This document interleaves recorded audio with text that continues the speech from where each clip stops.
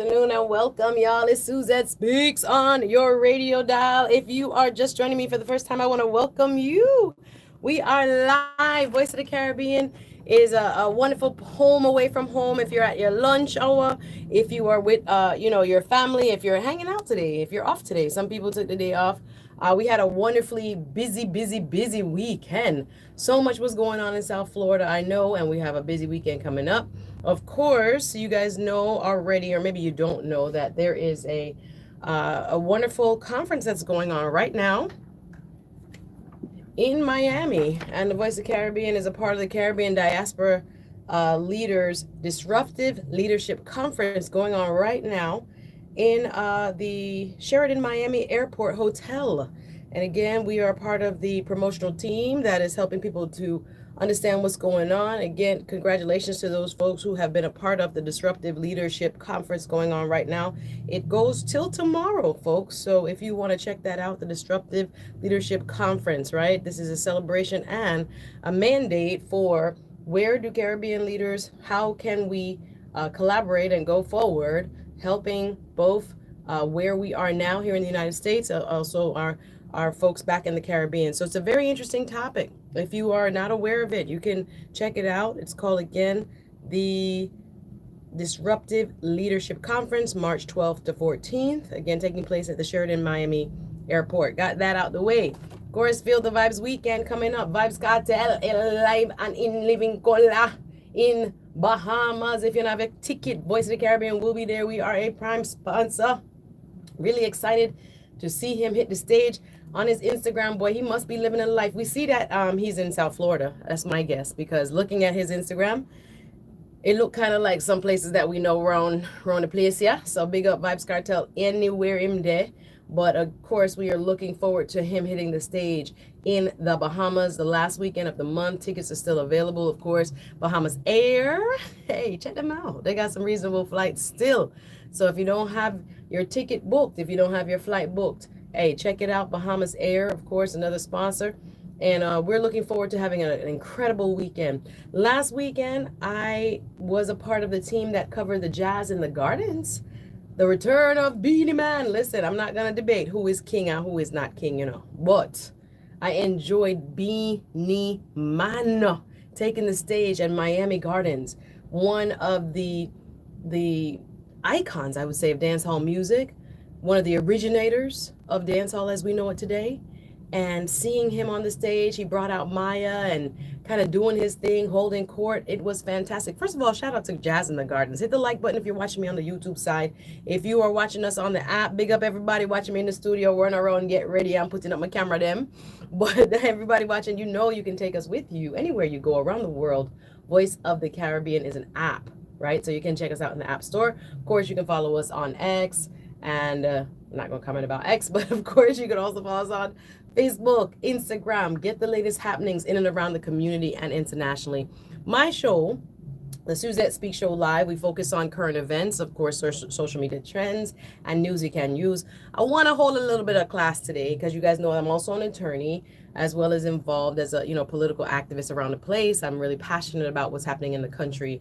And I think I could spend the whole hour talking to you about tariffs. I want to hold a little bit of class about tariffs because I have a feeling there's a lot of people out here that are misinformed as to what it means when President Trump's administration says again and again they're going to put tariffs on another country. But we don't realize that tariffs are paid by the buyer of the product. It's an import tax. We're going to have a little class today because I really need us to understand tariffs are not paid by the other folks, right? The makers, the sellers. Tariffs are paid by the buyers, right? So if a tariff is placed on aluminum, steel, alcohol, anything that's made in other countries, food, it is not the country that is selling it to us that pays that tariff. Guess who pays the tariff? It's an import tax. The buyer pays that tax, and then often it's passed along to what we call consumers. We, the citizenry. We, the residents here in the United States, we, the purchasers. So anytime we keep hearing 25% tariff, it is not the country selling it that pays it. It is the buyer. We're gonna get into a little class today. We're gonna get a little class because I think we got to go over some of that. Of course, again, shout out to everybody who went to Jazz in the Gardens. I was amazed at the setup. It has been a few years since I was able to go again. Shout out to Bahamas Air. Shout out to Voice of the Caribbean crew that was in the building. And let me tell you, the performances, I have to kind of go over it. If you don't follow me online, Suzette Speaks, you can check it out. I made a few videos. I'm very proud of myself. Listen, the vibe. I told my brother, visited him yesterday. I said, yo, first time I really feel relaxed and enjoy and full joy myself in a long time. You know, I felt very free, very happy. The music, I didn't realize how much, especially the music from that era. It was an old school, pretty much, concert, right? So we had New Edition, Tony Braxton. We had Bobby Brown. I should say Bobby Brown is a part of New Edition, but I had to say Bobby Brown different because Bobby Brown was doing his thing. Every time him join the mic, you know, sweat out, you know. Full dad bod, what they call dad bod. No disrespect, no body shaming. Full dad bod, right? The belly, the extra, you know, like an extra midsection, fully visible, but still was singing the notes, baby, running out of breath, but singing the notes. Big up Lauryn Hill. We have video on Voice of the Caribbean Instagram, on Suzette Speaks Instagram. Lauryn Hill returned to the stage. Women said her vocals are back. I know there was a lot of hate. I know there was a lot of discussion in years past of what Lauryn Hill has and has not been doing. But baby, when Lauryn, the illustrious Lauryn, my idol growing up, like I had her, probably, did I have a Fuji CD? Don't tell on me, don't tell my age, right? But when she hit the stage, you know, with full bands, I'm talking about the musicianship that I witnessed at Jazz in the Gardens. I'm talking about full, it reminded me of the 1970s full band. 80s even, but the 70s when you brought the orchestra with you and they played to sound like the music that you sang, the musical interpretation that she laid, oh my goodness. The vocals is back. I know people was like, really? No, the vocals are back. The Lauryn Hill that I remember and grew up with hearing. She also did a wonderful tribute. You could probably see it online. It's a social media trending story of her singing at Roberta, the late Roberta Flack's funeral, the late great singer, with the strumming my pain with his fingers. Yeah, you know that. When Lauryn hit the notes, you know, from deep within her soul. Miss me impressed. This is the return of Lauryn Hill. Listen, I would, the musicality, musicianship, I'm not even sure which is the right name and the right word to describe the fullness of the vibration I experience. That's when they say music is like the international language and it speaks to the soul. Thank you, Lauryn Hill, for that experience. Thank you to Jazz in the Gardens for that experience. I also enjoyed, the only thing we never like, they said she did the King James version of her show. She was only an hour late, and that was okay. For the full show that I got, I was okay with it. But the only thing is she did 3 hours, and 1 full hour was her bringing up her other artists. Now, I could have done without some of that, or they could have shortened the sets of the other artists. Now, her son Zion, we've heard of YG Marley, Give Jah Thanks and Praises. That's his big song. Give Jah the thanks and praises. That song. All right. We know YG, but no, Zion, the big son, the first son, also is now a musician and performing. So she brought out Zion. She brought out YG. She brought out 2, I would call them African diaspora, kind of Afrobeat style artists. I don't know if they're signed to her or the Marley label. They was there. They did. But the thing is, in a Touch 2 song, you know, them sing about 4 or 5 songs and we don't know the songs. So I was a little bit perturbed with the extra read all about it, but it's okay. She had to give, you know, someone gave her an opportunity. So I understand the principle of trying to give other people opportunities. I understand that. But it was a little bit drawn out. But the finale, her and Wyclef doing the Fuji, the score, that album's music, beautifully done. Well done, sis. Got to give credit where credit is due. Don't sleep on her. She still got the vocals. She's been working on the breath work. I can tell. It's just a whole, and the happiness I saw in her performance. Sometimes when Lauryn Hill has been noted in years past, you know, she come in and it's like the energy's a little bit kind of off. But this, I was just like, I was so impressed and grateful that I got to witness her in person. Like I said, Beanie Man, the return of Beanie Man. You'll see video on Voice of the Caribbean's Instagram, on our Facebook pages. And the other big performance, I love Tony Braxton. Sis still got it. Tony Braxton was singing, and New Edition. I didn't realize how much they were the soundtrack of my young life. Knew the songs, jamming under the stars. Big up Jazz in the Gardens, big up the city of Miami Gardens. It was a beautiful experience. I'll tell you about the crowd because, you know, we got tickets through Ticketmaster. And once we got to the gate, me and my homegirl, it was difficult opening Ticketmaster because everybody was on the Wi-Fi. Everybody was taking up the memory, right? And it was hard to get on the internet, so we couldn't find the tickets. Do you know that 2 different people offered me free tickets standing there, like random people? I don't think they knew who I was at all. They were just like, hey, do you need a ticket? We have one. You want one? Like, because we look like, you know, poor things and people who didn't have our stuff together, but we had the tickets, but we just didn't have them accessible. And the other tip that you can learn from my experience, I didn't know that if you go to the ticket sales booth, right, at the at whatever venue you're at, if you can't access the Ticketmaster app and the tickets, what is beautiful is they could look up our names right away and found the tickets. Like, we were standing there really, you know, nervous. It wasn't in her inbox. It wasn't in my inbox. And we're like, where are the tickets? But it was really great to see that type of, we had so many people treat us so well. We got a free shuttle ride from the parking ride. Usually charge $5 to go in the little golf cart. Got free this, free. I mean, but this a nice vibe. I couldn't believe it was so much just niceness and people that were just very positive, and I really enjoyed it. Good afternoon, everybody watching online, and big up on yourself. So we're gonna go through a little bit of tariff talk. Of course, I also had a wonderful event I'll just tell you about real quick. I got to see the first Black woman to serve as an associate justice on the Supreme Court. Yes, it was Tuesday. I was so fortunate to go to Miami-Dade College, the Wolfson campus downtown. Ketanji Brown Jackson.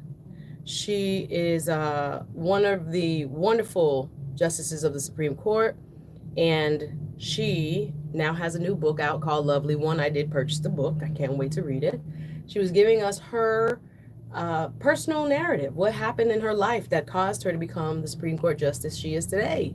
And she told us some wonderful stories about her parents. Both of them are educators, and how her dad deciding to go to law school while she was a little girl. She was living in student housing. They had married student housing at the time.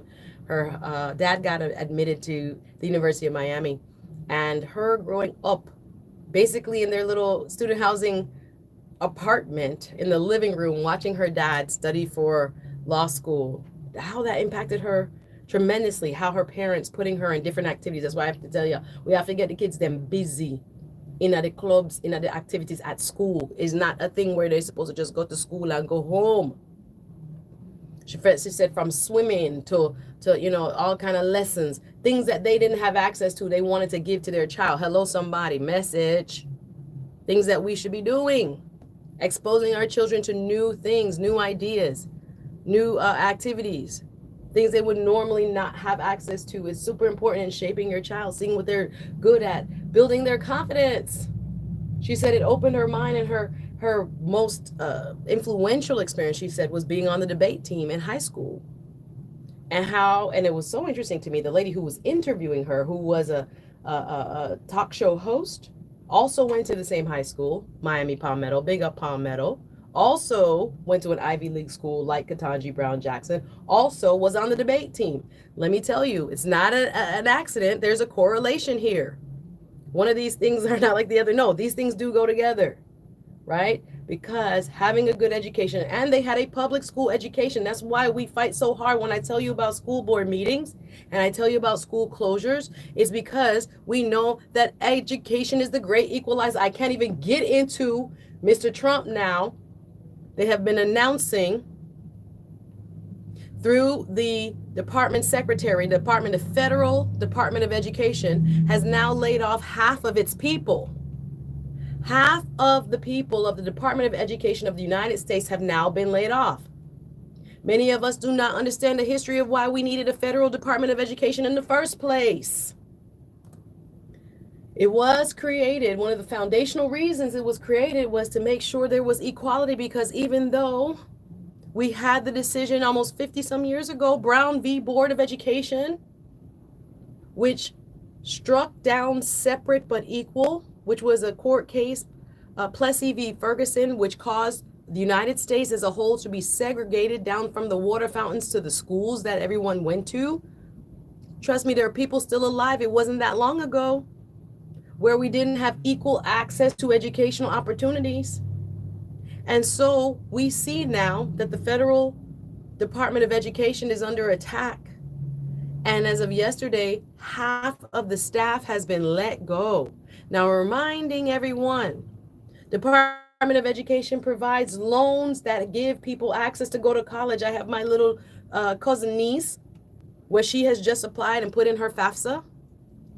And now she does not know and hasn't gotten a result of her request for financial aid, as we call it, right? Which is the money from the government that they let you borrow in order to pay for the college experience, right? To get a degree. Now, the goal is, to me, it would seem to me, is to get rid of the Department of Education altogether. Last week on the show, right here on the Suzette Speaks show, I spoke about the tentative. It was not, in fact, released. There are two things I need to correct from last week. That we thought that Mr. Trump was going to release a so-called executive order in order to close the department. But again, Congress, I thought, the legislative branch, right, the United States House of Representatives and the United States Senate are the only people that make laws in this country. At least that's what I read in my Constitution in law school. They have the power of the purse, and it is the president that is supposed to be, again, the executive. He executes the laws, right? Not supposed to make the laws through executive order. That's being challenged right now in courts. People are suing and saying that Donald Trump, you're going too far. Yes, you have the right to make executive order to amplify laws that are already on the books, but not to change them. You and the so-called DOJ, this so-called agency, which has not been an agency created by Congress. It actually needs to be corrected. You see where my mind is going. But this so-called agency where you were just slashing budgets, slashing people jobs, firing federal workers, people who have institutional knowledge and have been there serving the people of the United States as if it had no purpose. Half of the workers of the Department of Education, 1,300, I believe, as of this show, have now been let go, fired, no longer have their income, no longer have their job. And the people of the United States will be impacted, most would argue negatively, in a loss of services. Because again, the Department of Education was created to ensure equal access, right? Programs for people with disabilities. I'm thinking about all the children now who have IEPs, individual education plans. If you don't have a child that's in school right now, it's basically when folks have different challenges with their style of learning, with their intellectual capabilities, etc. A lot of that specialized funding for students that have these challenges came from the Department of Education. So they added dollars. Of course, our tax base, which is the taxes collected locally from the property taxes, etc. Sometimes also from, for example, in Florida, the lotto money, some of that goes to education. So education is funded in a number of ways in our country, mostly from local and state, and then from federal sources. But we look like we're not going to have the federal sources that go into programs that help disadvantaged kids, that help marginalized populations, that help folks who have intellectual and other disabilities and physical challenges. Those monies came from, and I'm wondering what the student loan program is going to look like now as well. A lot of changes going on, but I wanted to get into the tariff talk. I know there is so much on my plate. I could talk all day based on what this administration is doing. If you're into astrology, just a side note, there will be a blood moon tonight. I'm not into it, but just so let people know, right? Where the moon will fall into the earth shadow. This will take place all over South Florida. You won't be able to see it again until 2026. So if you're up at 3:30 this morning, 3:30, you're going to see a clear view of what will look like a red, them call it a blood moon. I don't know if I signs on one still. I don't follow astrology, but We have the opportunity to see it. It'll last for about 30 minutes. And then it will slowly, the moon will be in the Earth's shadow, slowly. I don't know. Our ancestors looked up at the sky. Our ancestors did look up at the sky. And I do think there's celestial influences happening here. But I don't want you to lose hope. We have a lot more to talk about. I want to do a little bit of tariff talk so we really understand what's happening when we say tariff. So many of us get confused. The other country that is bringing the goods, selling the goods to us, Canada has 25%. Who pays it? The people that buy it. That is one thing I have to make clear. Canada itself is not paying it. China itself is not paying it. Mexico itself is not paying it. It's the people who buy it. It's an import tax, and it's passed along to the folks like me and you. Did you know this? We're going to talk tariffs after this break, letting you know I won't be here tomorrow, and next week I have to go to New York for a funeral, all right? So stay locked. It's Suzette Speaks Show Live. Don't go anywhere.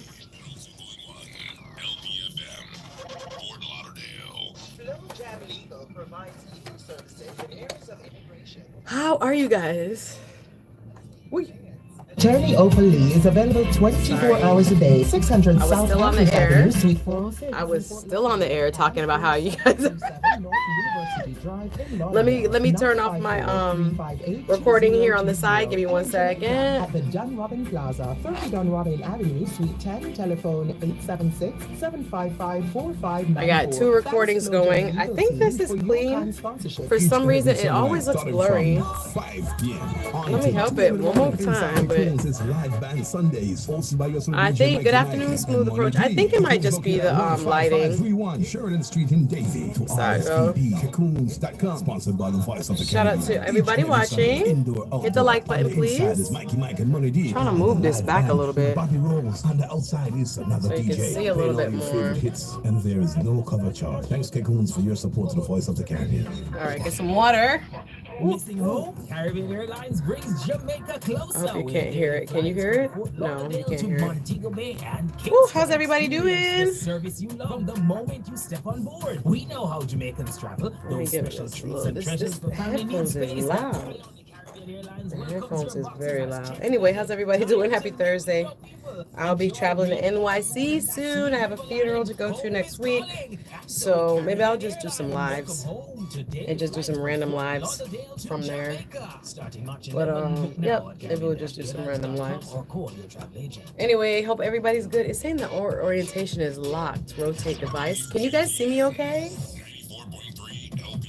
Just let me know if you're watching, if you can see me okay, if it's sideways. This is my new commercial. TCI, hop over to Havana or fly to Florida. No matter the destination, jumpstart your journey with Bahamas Air, the national flag carrier of the Bahamas. Take advantage of our frequent flyer program and exclusive hotel and car deals. Book now at Bahamas Air or visit your local city ticket sales office in Nassau or Grand Bahama. Bahamas Air, we don't just fly here, we live here. Thank you to Bahamas Air for your support. Psychic spiritual advisor Sister Alberta wants you to know that she's over 30 years experienced and dedicated in helping the Caribbean community with all problems of life, such as love, money, health, immigration problems, court cases, restores lost nature, and I'll be reading from my laptop. Anyway, if you guys didn't hear from the very top of the show, I went to Jazz in the Gardens this weekend. It was a fantastic concert and stage show.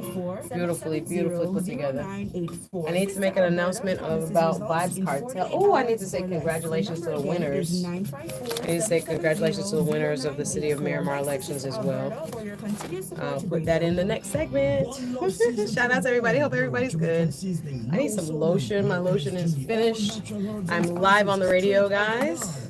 This is now the commercial part. I do commercials at the top and the bottom of every hour. So these are just the commercials right now. And they're about 2 minutes, no, maybe like 4. So hope you're doing great. And like I said, I won't be, tomorrow I'm going to be attending a women's brunch, like an empowerment brunch for women. And tonight, I'm going to be at Black Men in Tech. Tonight, Black Men Intent. And then tomorrow, I'll be at a funeral, a different funeral. It's like I have a lot going on. And then next week, I'll be in New York. Shout out to everybody watching. We are live on the radio. You guys know I am a FM radio host here. Shout out to Miami. And I'm on my radio commercial break. So you can hear it here. Commercials are playing. 4685 Voice of the So Caribbean. on the 30 and on the hour, I have a little bit of commercials I have to play. And oh yeah. Let me actually I need to do a quick thank you to the folks who were let me do Miramar elections results. Google. That's one thing I need to talk about. Shout out to everybody watching. Hit the like button. Drop a note in the chat. Let me know you're watching. Election results. There was a couple elections going on. Miramar voters, Yvette Colburn. Let me do a little Miramar, and then I'll do a little tariff talk, let the people know about tariffs, because I think that's something that people don't really know about. And the stock market has been down as a result, so we got to talk a little bit about it. Teddy Upholstery is located at 561 West 8th Street. Got about one more commercial left. All right, ready?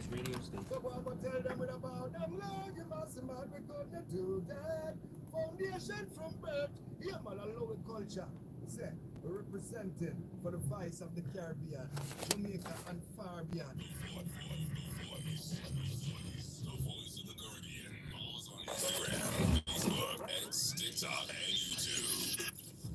Yo, it's Shuggy, it's voice of the Caribbean. 1021 Shuggy on your dial, looking at while I'm in the Yeah, everybody, welcome back. It's Suzette Speaks live on your radio. You know you can catch me every Thursday and Friday from 1 p.m. to 2 p.m. right here on your favorite Caribbean American radio platform. Listen, this is the FM style from Miami. Big up everybody listening from South Miami, North Miami, 94.3 FM. Of course, all of Fort Lauderdale, 102.1 FM. So much to talk about. You guys know I talk about current events, hot topics, news you can use. And I'm live here in the studio. If you're watching me online, big up everybody watching on the Suzette Speaks Show platform. You can follow me on all platforms, Suzette1Z2T Speaks. I will friend you back and I will follow you back. And of course, follow Voice of the Caribbean on every platform, including Instagram and Facebook and X and all of that. You can find us Voice of the Caribbean online too, voiceofthecaribbean.com. I wanted to shout out before we get into the tariff talks and I do a little bit of teaching. The tariff talk is important because we have to understand, again, tariffs are not paid by the country, they are levied against. You cannot say I put 25% on Canada because Canada does not pay it. It is an import tax. The people who buy it, right? The manufacturers who buy the aluminum, that buy the steel, that buy the foods, those are the people who are paying the import tax, and then they're passing on their cost to we, the consumers, the people that buy it, right? That good. So every time we're looking at these tariffs that are being, I guess, eeny, meeny, miny, mo, catch a tiger by his toe, put it on today, taking off tomorrow, jump in, jump out, double dutching. That is hurting the stock market because American stock market has been taking a dive. All of us who own stocks, 61% of the American people own stocks. Most of us have our retirement funds that are invested in the stock market. And every time there's a tariff and there's uncertainty, it's not good for markets. It is absolutely not good for markets. Markets do not like uncertainty. So every time we're seeing the double dutching, the 1 foot in, the eeny, meeny, miny, mo, change the flow today, tomorrow, it affects our ability and the businesses community, the community of businesses around the world are looking at the United States with an eye of uncertainty. How much is it going to cost me to buy my eggs if I'm a restaurant? Now I have to put up my prices to compensate for the tariff that we, the buyer, pay. It is not being paid by the country it's coming from. I want to make that absolutely clear. I also wanted to discuss the results of the Miramar elections. We talked about it so very much here. We had a couple of the candidates, quite a few of the candidates between myself and Mikey Mike's show in the morning. Big up Mikey Mike, big up Miss Chin.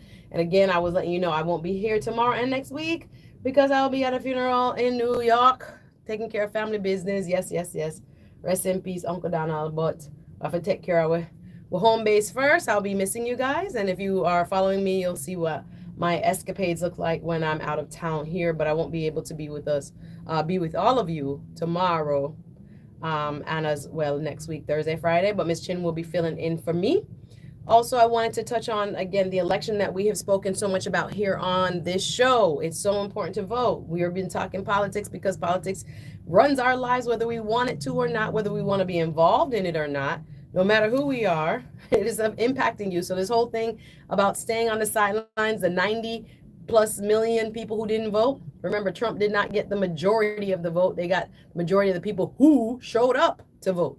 76 million, 74 million to Kamala, 76 million to Trump, and 90 million people who did not show up. 90 million people who were eligible did not show up to vote. So it wasn't the majority. It was the people who showed up. All right, I'm going to come off that soapbox.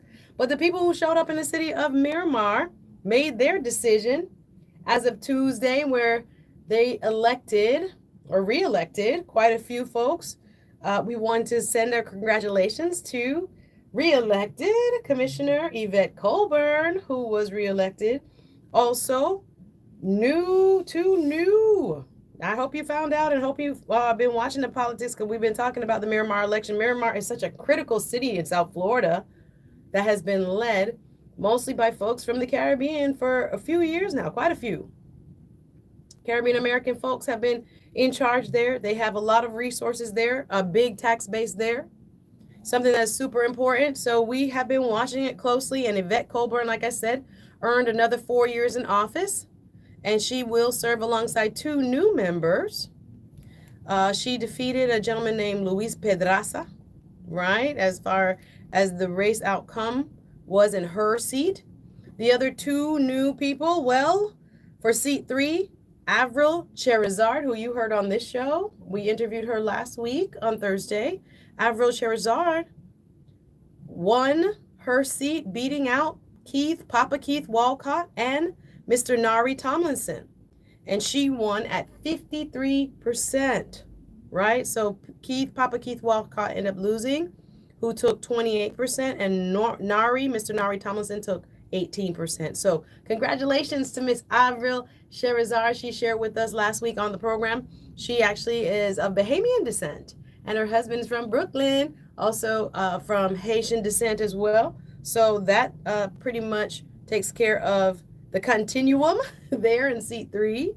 That was a seat that was previously, I forget who held it. That was Winston Barnes' seat. That was Winston Barnes' seat, who chose not to seek re-election. That was Mr. Winston Barnes stepping aside.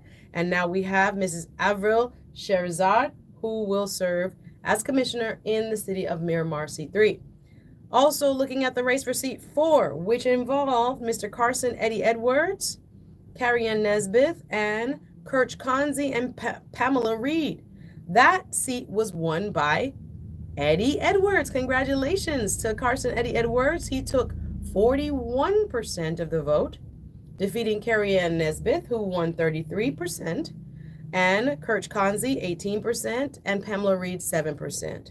So it looks like there will be, well, we now know, there are now 2 new commissioners. Congratulations again to Avril Sherazard, as well as Carson Eddie Edwards, who will be serving now on the Miramar Commission. So, and alongside Yvette Colburn, Maxwell Chambers, and Mayor Wayne Messam. So again, the top issue there we will revisit, which is the development of an incinerator on the border of Miramar and Miami-Dade County. That has not gone away, right? Because again, the top issue for voters and the candidates were the neighboring Miami-Dade County proposal to build a trash incinerator nearby, wanting that breeze to blow onto Miramar. That is the big issue. It has not gone away. So we will stay on top of the leadership there and what their decisions will be as they take the helm of this great city. I wanted to get back and talk about the tariff issue because, again, I don't think everybody understands what it means when we say there are tariffs and how Mr. Trump has been playing ping pong. Now we have tariffs, now we don't. Now we have tariffs, now we don't. We got to break this down a little bit because Trump is an advocate for tariffs. He has made no secret about it, and he's actually been putting this into practice, and it has been affecting all of us and the U.S. economy and the world economy because the United States has always been a very stable marketplace.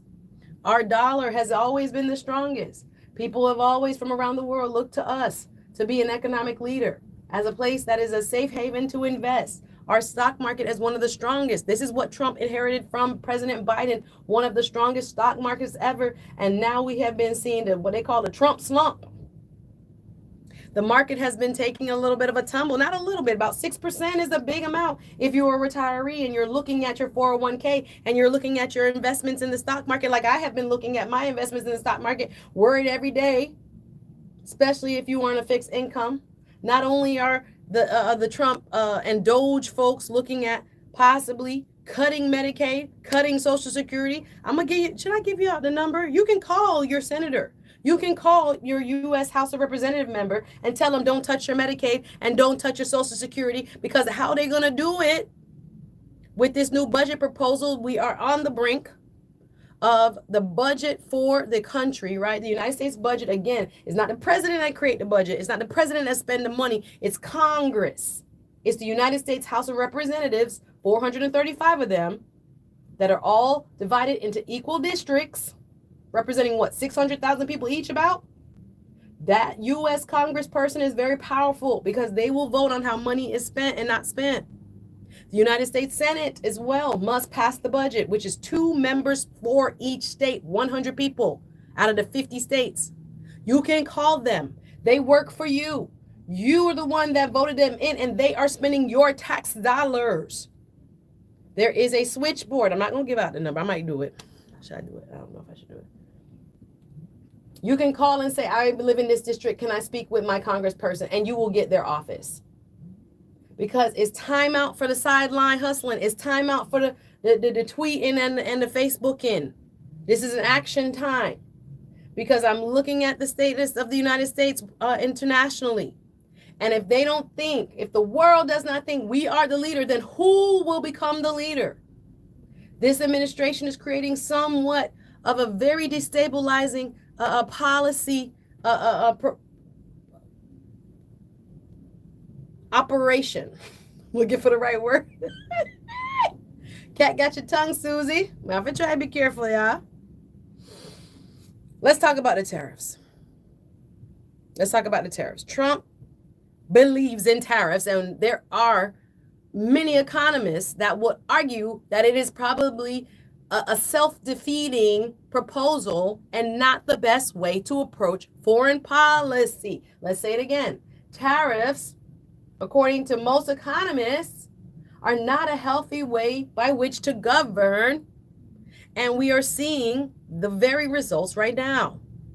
So again, Trump has been using tariffs as a way of threatening our friends and allies. Imagine that.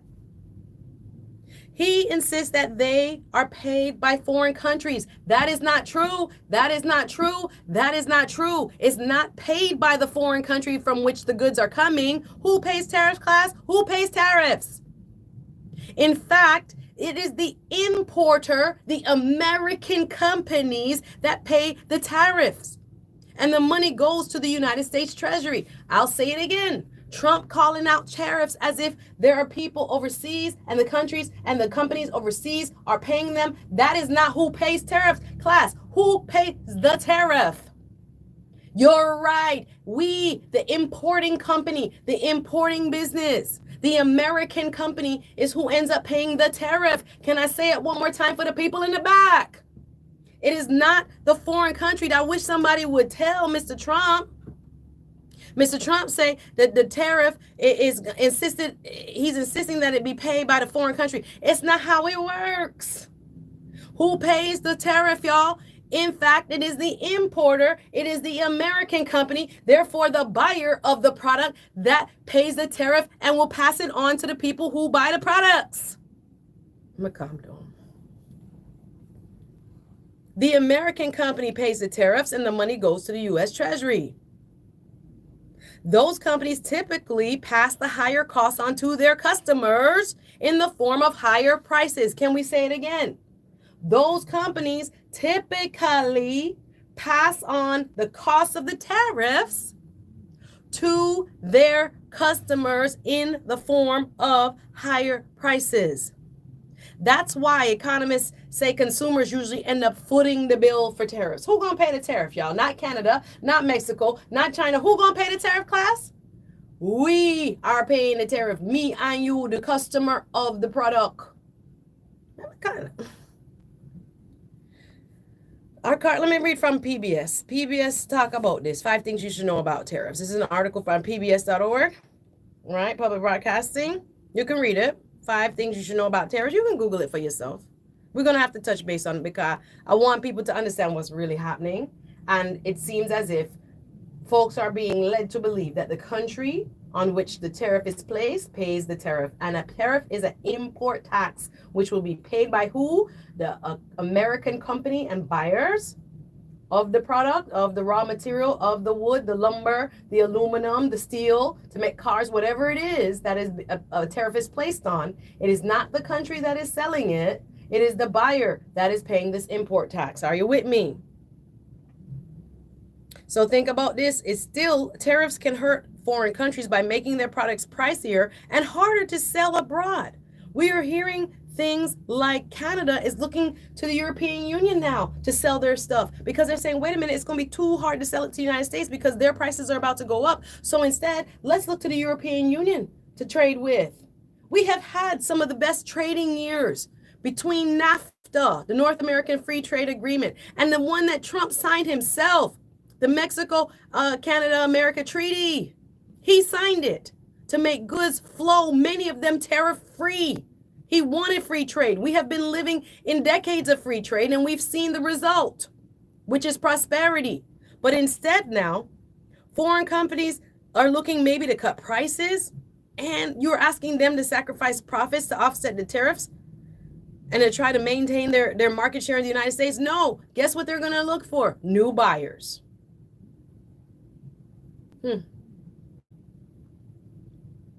So what has Trump said about tariffs? Trump has said tariffs will create more factory jobs, shrink the federal deficit, and lower food prices. Sir,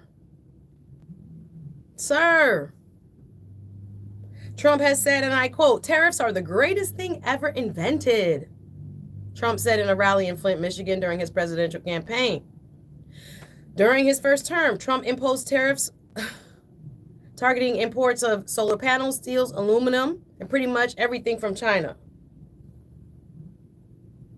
Now he's saying he's using tariffs to protect domestic industry. This is what he claims.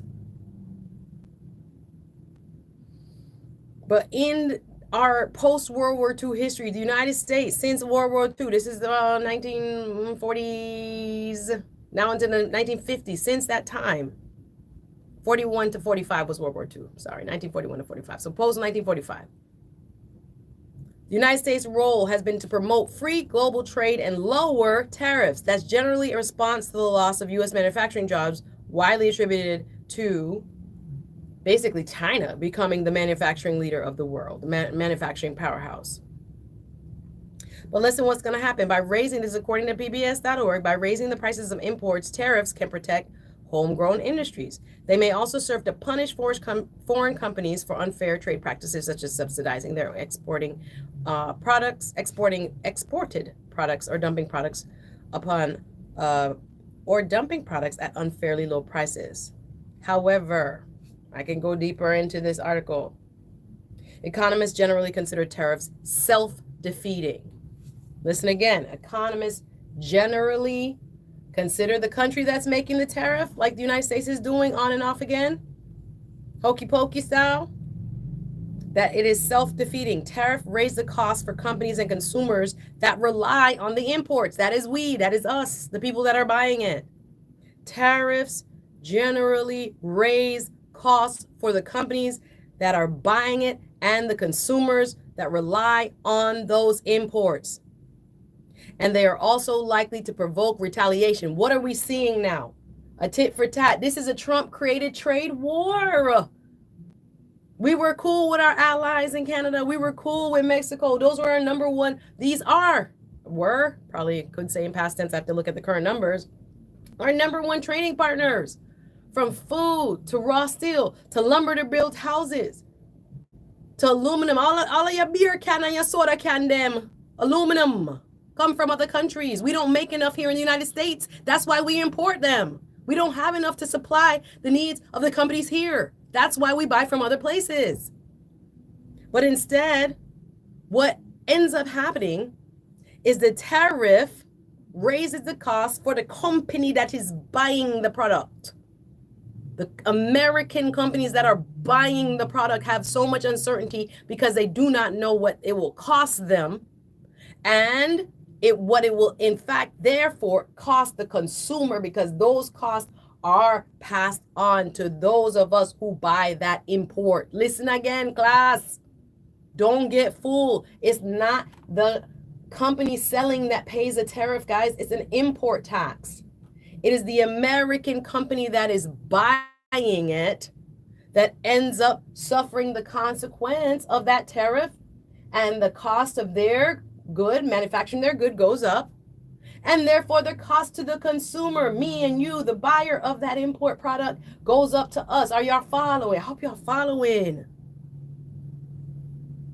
For example, the European Union pushed back against Trump's tariffs on steel and aluminum by taxing U.S. products. Here we go, according to PBS. So they said, oh, you're going to raise tariffs on us? We're going to raise tariffs on you. So what? Guess what? One of the biggest exports from U.S., the things that we make, alcohol. Our alcohol is very popular overseas. The bourbon and things like this.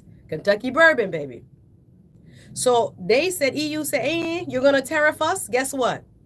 They punched back at Trump's tariffs on steel and aluminum by taxing U.S. products from bourbon to Harley-Davidson motorcycles and others. Same thing with China. Likewise, China has responded to Trump's trade war by slapping tariffs on American goods, including number one, soybeans. You see all them farmers in the Midwest from Nebraska come down? All those farmers in the Midwest. I know a lady who went to law school with me. Her husband, when she met him in college, in law school, she was like, oh no, he owns 40,000 acres of soybeans. I said, where they make these men at? 40,000 acres of soybeans his family owned. So now those were going to China to help feed their people. But China said, you know, we're going to tax the tariff and we're going to put a tariff on you for soybeans. And pork, that's another big export farmers make here that goes overseas, particularly to China. So they in China are calculating this to try to hurt Mr. Trump's support in farm country, right? So they're targeting goods specifically from what they call red states. This is now tactical. All right. You have the Midwest. You have what is predominantly agricultural states. We're going to specifically, China is thinking, target those goods so that he and his administration are seen and felt as far as the negative effects of the tariff war. This is going to get heated even more, and it doesn't look like it's stopping. What can you do? You can call your congressperson. There is a switchboard line. I'm not going to give it here on the show, but you can Google this. How do you call Congress? How do I call my senator? How do I call my U.S. House of Representative member? Call them, email them, if you would like, with your opinion of what's going on. So we have evidence of what happened before. So let's look back at his first term. Despite Trump's 2018 taxes on imported steel, for example, the number of jobs at the U.S. steel plants barely budged. So he's saying he's putting them on to protect U.S. industry. He did it before in 2018. And when he taxed steel, there was not an increase of U.S. steel manufacturing. Let's just look at the evidence. In 2018, he also imposed steel tax, basically tariff, and the number of jobs at U.S. steel plants barely budged. They remain right around 140,000 people. By comparison, you got to think the steel industry only in America employs 140,000 people. Walmart, which is importing everything, employs 1.6 million. Think about the difference of the size of the industry. You're protecting steel, but God, I don't have the time to get into it. Where do people in the steel industry live? Okay, y'all gonna have to read between the lines. Let me keep going. Worse, according to PBS, the retaliatory taxes that are imposed by China and other countries against the United States those tariffs that they retaliate with against us will have a negative employment impact, especially, like I said, beginning with farmers, a study found, according to PBS. These retaliatory tariffs were only partly offset by billions in government aid that in his first term, Trump doled out to farmers. So he had to end up using U.S. tax dollars to bail out our farmers anyway, because he had raised the price of things so much via tariffs that they were losing money, and he had to use the money from the Treasury, the U.S. tax dollars, to loan it back to the farmers because the tariffs was destroying the industry. Do you see the cycle? Do you understand? This is something we have to learn about, because we're hearing this word back and forth, tariff, and is it good really for the United States and its people? And again, economists have been questioning this. I am running out of time, but I want to shout out again, those of you who are my listeners, followers, make sure you follow me online, SuzetteSpeaks.com. Look up pbs.org, 5 things to know about tariffs so you can have a better understanding. And when you talk to your friends over the weekend at the barbershop, etc., and your family, and you're explaining why this is not healthy for the United States economy, you will become more informed. Again, I want to shout out to those winners of the Miramar election. Miramar has made its choice. Congratulations again to Yvette Colburn, Avril Sherazard, as well as Carson Eddie Edwards. I will be back not tomorrow, not next week, but the following week. I'm going to New York for a funeral, y'all. Love you. Stay positive. Take action. All right, we'll talk soon.